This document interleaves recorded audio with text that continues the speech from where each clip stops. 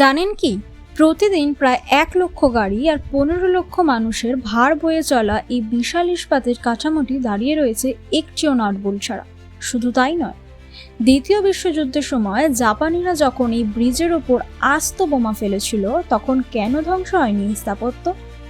আজ শব্দকোষে আমরা উন্মোচন করব আমাদের প্রিয় হাওড়া ব্রিজের এমন কিছু রোমাঞ্চকর তথ্য যা শুনলে আজও চমকে উঠবেন।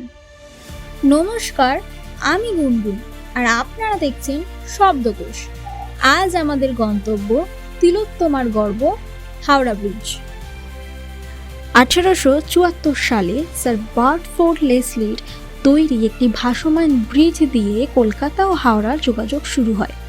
কিন্তু গঙ্গার প্রবল স্রোত আর বড় বড় জাহাজের যাতায়াতে সেই ব্রিজ বারবার ক্ষতিগ্রস্ত হচ্ছিল। ব্রিটিশ সরকার এমন এক সেতু চেয়েছিল যার নিচে কোনো পিলার থাকবে না, যাতে বড় বড় জাহাজ চলাচলে কোনো বাধাই না আসে।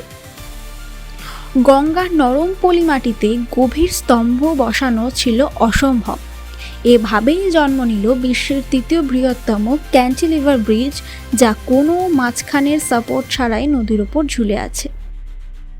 26,500 টন ওজনের এই সেতুটি তৈরি করতে একটিও নাটবোল্ট ব্যবহার করা হয়নি। বদলে ব্যবহার করা হয়েছে কয়েক হাজার রিবেট, যা গরম অবস্থায় ছিদ্রের ভেতরে ঢুকিয়ে হাতুড়ি দিয়ে পিটিয়ে স্থায়ীভাবে আটকে দেওয়া হয়েছে।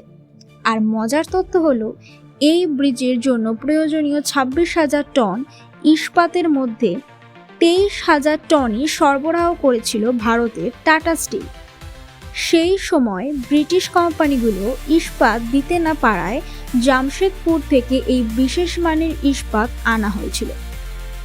1943 সালের 3রা ফেব্রুয়ারি দ্বিতীয় বিশ্বযুদ্ধ তখন তুঙ্গে। জাপানি সেনারা কলকাতা বন্দরে ক্রমাগত বোমা বর্ষণ করছে।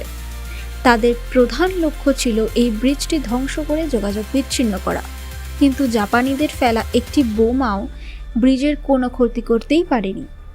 যুদ্ধের এই ভয়াবহতার কারণেই কোনো জাঁকজমকপূর্ণ উদ্বোধন ছাড়াই মাঝরাতে একটি ট্রাম চালিয়ে নিঃশব্দে ব্রিজটি জনসাধারণের জন্য খুলে দেওয়া হয়। পরবর্তীকালে অর্থাৎ 1965 সালে কবিগুরুর সম্মানে এর নাম রাখা হয় রবীন্দ্র সেতু। আচ্ছা, আপনারা কি এটা জানেন, হাওড়া ব্রিজ দিনের বেলা আর রাতের এক দৈর্ঘ্যের থাকে না?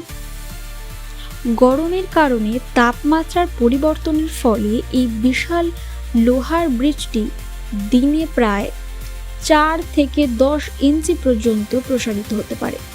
এছাড়া জোয়ার ভাটার সময় গঙ্গার জলস্তরের পরিবর্তনের সাথে সাথে ব্রিজটি সামান্য উঁচু নিচু হয়, যা সাধারণ চোখে ধরা পড়ে না।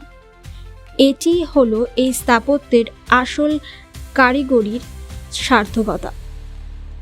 হাওড়া ব্রিজ শুধু একটি স্থাপত্য নয়, এটি কলকাতার প্রাণস্পন্দন।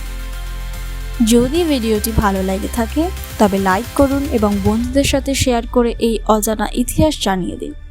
আর হ্যাঁ, শব্দকোষ চ্যানেলটি সাবস্ক্রাইব করতে ভুলবেন না। আপনার কাছে হাওড়া ব্রিজের সবচেয়ে প্রিয় দৃশ্য কোনটি কমেন্টে অবশ্যই জানান। ধন্যবাদ।